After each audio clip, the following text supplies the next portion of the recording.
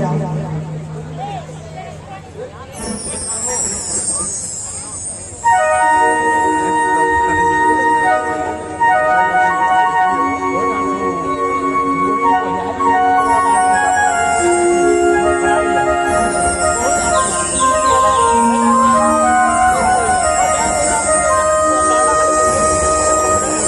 समस्त भजन सुनुचु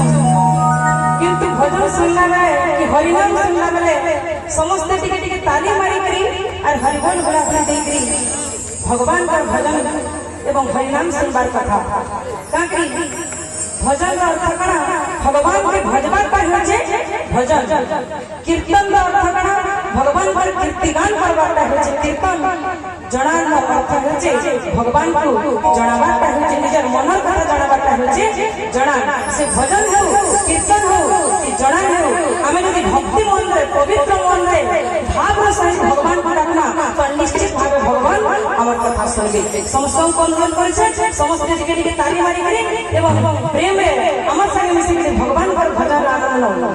मां मन विशेष अनुरोध मां मन टिके उठी गले भला रबा एते लाजे हो समस्त उठना और समस्त हमर संगे मिसी के भगवान पर भजन आनंद